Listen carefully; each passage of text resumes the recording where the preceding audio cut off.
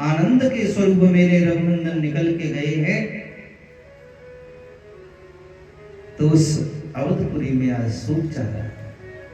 कहने का मतलब अवधपुरी को और कुछ नहीं है, ये हमारा शरीर है। अवधपुरी ये हमारा देही अवधपुरी है।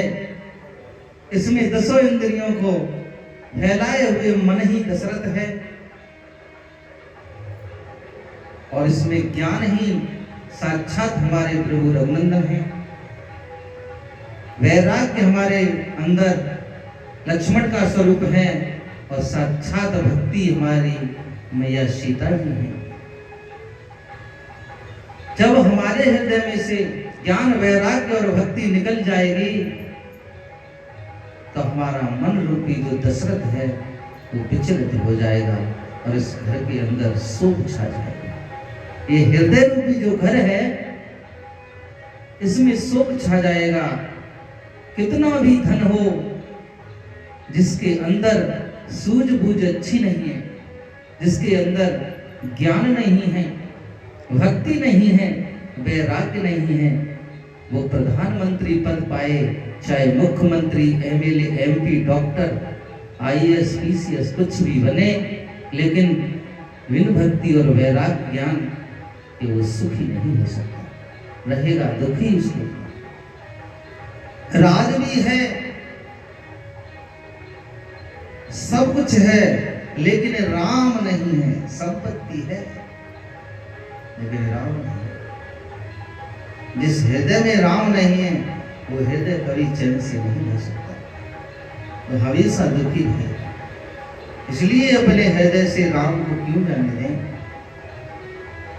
आज महाराज दशरथ सुमंत्र की याद में, सुमंत्र के इंतजार में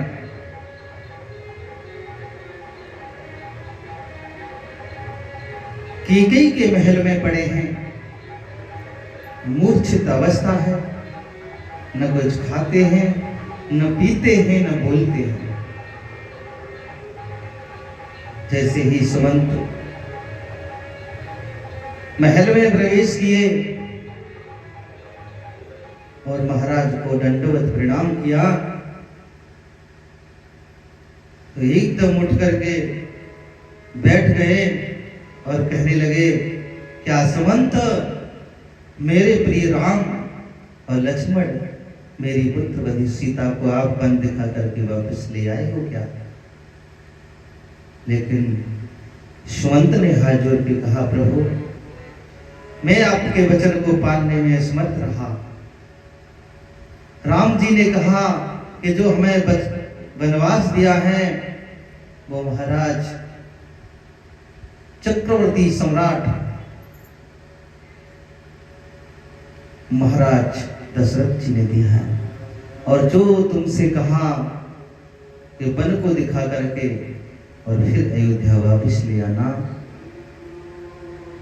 ये उनका ममत्व है। ये दशरथ हमारे पिता की ममता है। इसलिए हमें महाराज का वचन पालन करना है, हमें महाराज की आज्ञा का पालन करना है।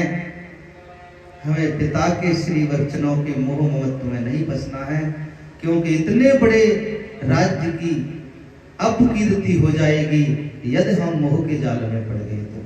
इसलिए सुमंत, आप हमारी वेदना को समझिए और रथ को वापस लेकर के अवधपुरी चले जाइए, और पिता को धैर्य देना कि हम 14 वर्ष के बाद पुनः अवधपुरी में वापस हो जाएंगे।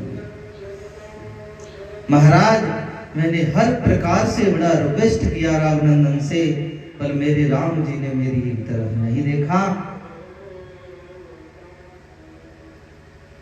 और तक क्या प्रभु, ये पशु भी इतना प्यार करते हैं प्रभु से कि ये घोड़े भी हिले नहाने लगे, रोने लगे, लेकिन राम जी निर्मोही हैं, लेस मात्र भी उनमें मोह नहीं है। वो अपने वचन पालने के लिए, प्रभु आपकी धर्म ध्वजा को फहराने के लिए उन्होंने लौट करके एक बार भी नहीं देखा। गंगा पार होकर के मेरे प्रभु जंगल में चले गए। अब पता नहीं किस ओर जाएंगे, ये तो उन्हें पता होगा। दशरथ जी ने जब ऐसे वचन सुने तो हा राम हा राम हा राम राम राम राम ऐसे 4 बार राम राम कह करके और उन्होंने अपने प्राण को फिर छोड़ दिए कि जब राम ही नहीं है तो ये शरीर किस काम का। ये जीव राम के बिना इस संसार में रहता है तो ये किसी काम का नहीं। राम सार है, ये संसार असार है। महाराज दशरथ जी ने प्राण को छोड़ दिया है। तीनों रानियां विलाप करने लगी। महाराज वशिष्ठ जी को बुलाया। वशिष्ठ जी ने कहा, 2 भाई यहां पर नहीं है, भरत और शत्रुघ्न, इसलिए महाराज दशरथ का अभी देह संस्कार नहीं किया जा सकता है। उनको बुलाने के लिए 2 दूतों को भेज दिया जाए। पहले भरत लाल को और शत्रुघ्न को बुलाया जाए। तब तक के लिए महाराज की जो शरीर है उसको जो देह शरीर है उनका, उसको तेल के कुंड में रखा जाए जिससे कि उनकी मिट्टी खराब ना हो। दशरथ जी के शव को तेल के अंदर डुबो दिया और 2 दूत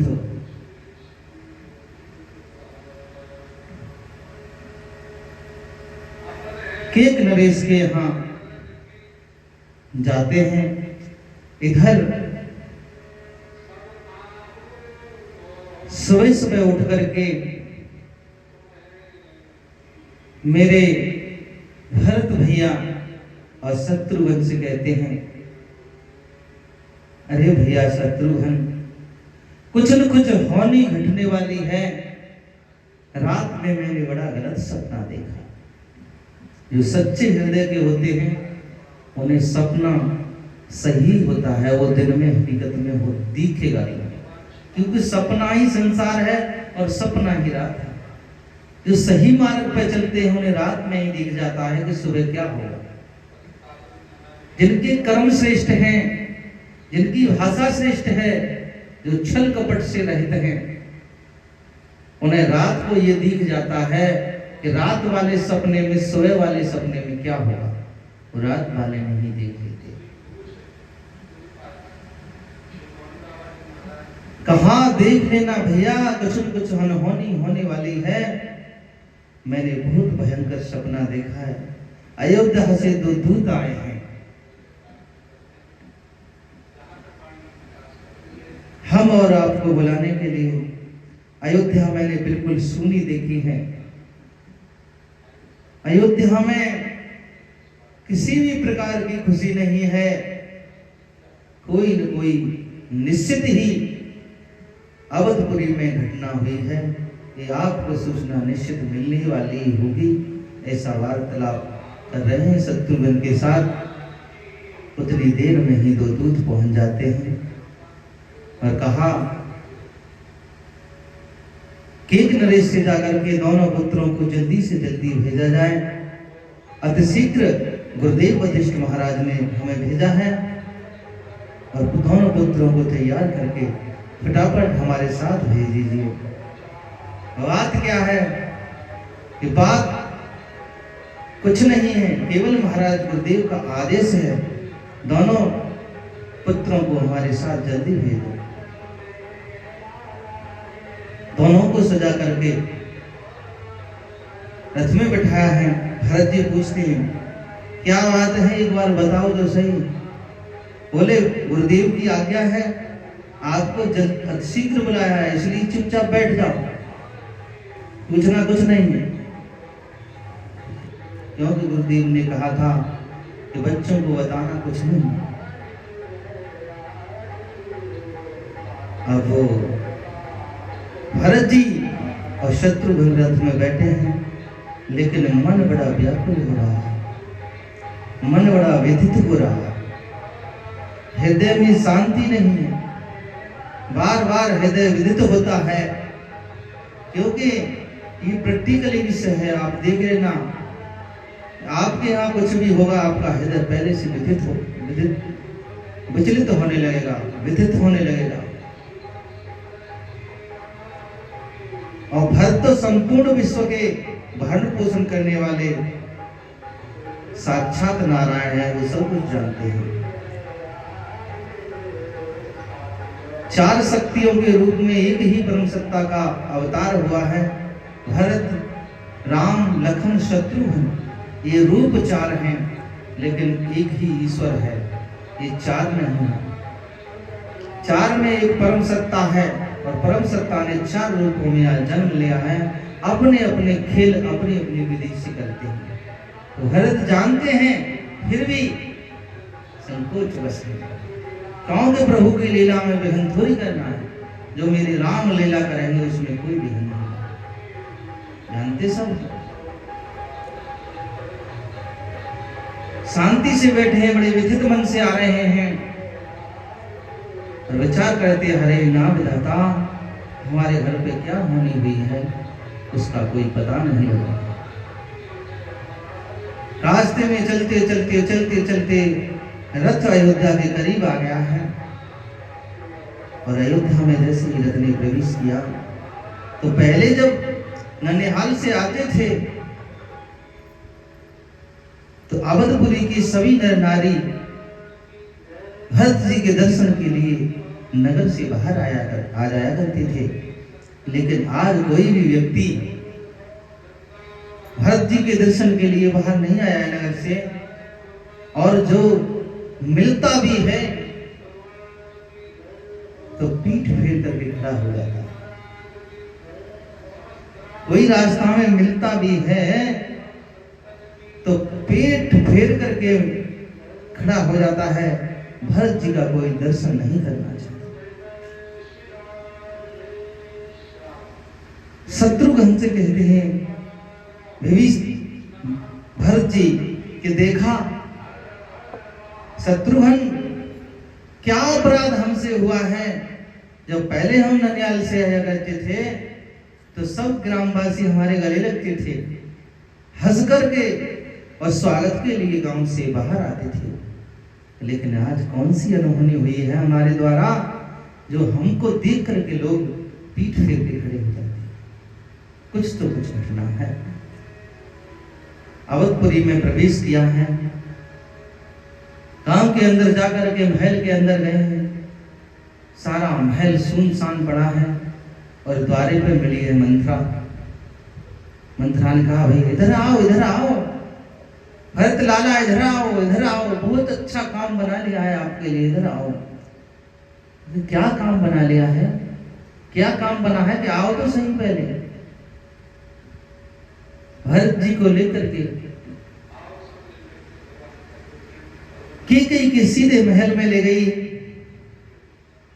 भरत जी ने देखा तो माता थाली हाथ में लिए हुए, दीपक जले हुए, पूजा की सामग्री लिए हुए आरती के लिए खड़ी है।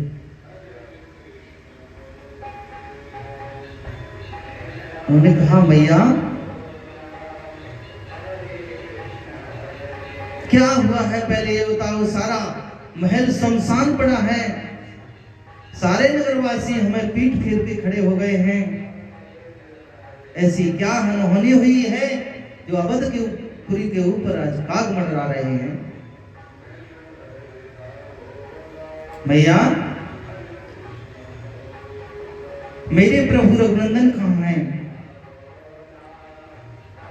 लखन भैया कहाँ हैं, और माता सीता कहाँ हैं। प्रभु के होते हुए, मेरे प्रभु राम के होते हुए इस अवधपुरी में ये कैसी विडंबना, कैसी अनहोनी। वो है कहाँ। मैं एक बार प्रभु के दर्शन करना चाहता हूं। कैकेयी ने आरती का थाल अलग रख दिया और कहा कि अपनी कहता रहेगा कि हमारी भी सुनेगा कुछ।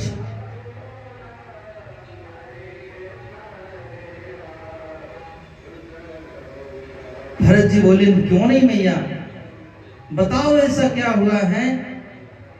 न पिताजी के दर्शन हो रहे हैं, न लखन भैया की पता है। लखन भैया दौड़ के आते और मेरे रघुनंदन मुझे दौड़ कर गले लगाते, वो मेरे प्रभु रघुनंदन कहाँ हैं। भरत के नेत्रों से आंसुओं की धार बह रही है। बोले माता बताती क्यों नहीं है, कारण क्या है, ऐसा क्या हुआ है जो बताने में संकोचशील हो रही है, किस बात का संकोच कर रहे।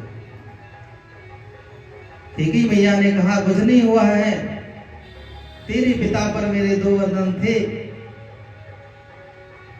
उन्होंने मुझे 2 वरदान मांगने के लिए कहा था कि जब चाहो तब मांग सकती हो। तो बस बेटा मैंने वो 2 वरदान मांग लिए हैं। मां 2 वरदान मांग लिए? हाँ। उन 2 वरदानों में तुमने क्या मांगा पिताश्री से?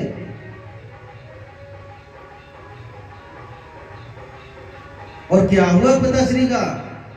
उनकी 2 वरदान मांगने पर ही तुम्हारे पिताश्री ने प्राण छोड़ दिए, शरीर का परित्याग कर दिया। ऐसा क्या मांगा मैया आपने जो मेरे पिताश्री की प्राणों का परित्याग हो गया?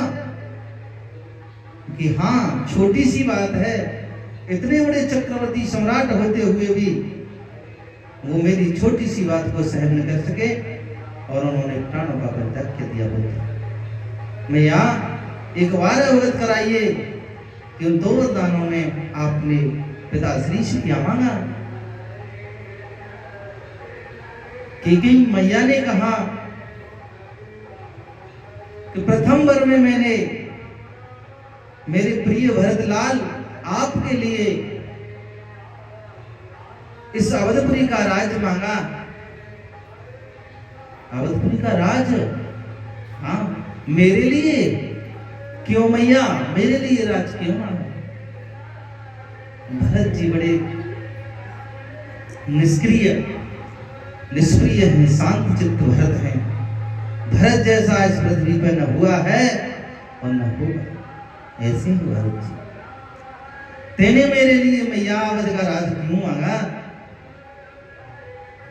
और दूसरे वरदान में तूने क्या मांगा? कैकेयी ने कहा दूसरे वरदान में मैंने राम को 14 वर्ष का वनवास मांगा पुत्र। हृदय विदित हो गया, एकदम ज्वाला सी भड़कने लगी। एक बात बता, राम जी का क्या दोष था मैया जो उनको तुमने 14 वर्ष का वनवास मांगा? और 14 वर्ष का वनवास जब तुमने मांगा तो तेरी जिब्या नहीं कटी, इस जिब्या में कीड़ा नहीं पड़े। मैं तो वैसे ही अभागा हूं, तो जैसी श्यामल के उदर से मेरा जन्म ही क्यों हुआ? सर्वस्व कारण तो मैं हूं। यदि मेरा जन्म नहीं होता तो मेरे रघुनंदन को वनवास नहीं होता। मेरे कारण ही मेरे प्रभु को वनवास हुआ है। आज मैं प्रतिज्ञा करता हूं मैया, सुनो, आज के बाद मैं तुम्हें कभी मैया नहीं कहूंगा। आज के बाद महारानी कैकेयी कहकर के संबोधित तो करूंगा। जहां तक होगा वहां तक तो आपसे बोलूंगा ही नहीं, लेकिन बोलना पड़ा तो महारानी कैकेयी करके मैं आपसे मैया नहीं कहूंगा।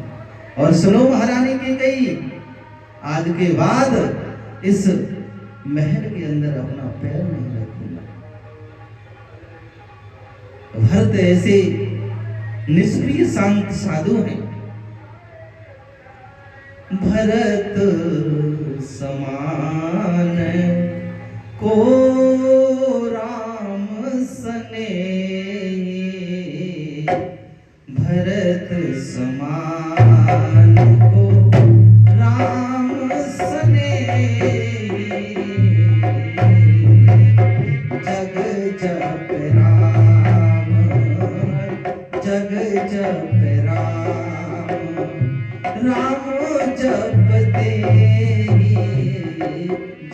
जप राम।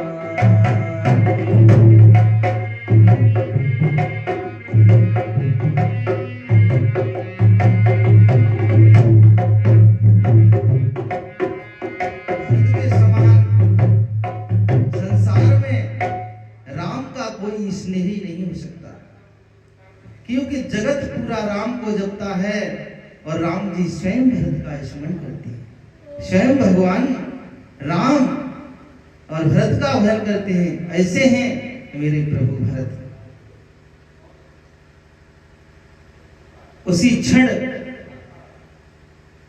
महल का परित्याग करके माता कौशल्या के महल में आ जाते हैं और उनके चरण पकड़ करके फपक फपक करके बहुत रोते हैं भरत। मैया गोदी में बिठा लेती है भरत को और हाथ फिरा करके रो रो करके कहती है, प्रिय भरत, पुत्र भरत, या तुम भी ऐसे बिलकोगे तो इन माताओं का क्या होगा। आप धैर्य को धारण कीजिए, अपने पिता श्री का वचन है ना, उसको पालन कीजिए। भरत जी कहते हैं, मैया ये बता, इस पापनी के उदर से मेरा जन्म क्यों हुआ, इस दुष्टनी के उदर से मेरा जन्म क्यों हुआ। मैं कितना बड़ा अभागा हूं, मैं कितना बड़ा दुष्ट हूं कि आज अवधपुरी के व्यक्ति मुझे देख करके पीठ फेर के खड़े हो गए। यदि मेरा जन्म नहीं होता तो मेरे प्रभु रघुनंदन को वनवास नहीं होता। मैया कौशल्या ने हृदय से भरत को लगाया और कहा, बेटा ये वचन मत बोल कि कैकेयी पापनी है और कैकेयी दुष्टनी है। कभी विष की बेल पर अमृत का फल नहीं आ सकता, कभी विष की बेल पर अमृत का फल नहीं आ सकता। पुत्र, यदि कैकेयी पापनी होती, कैकेयी श्यापिनी होती, कैकेयी दुष्टनी होती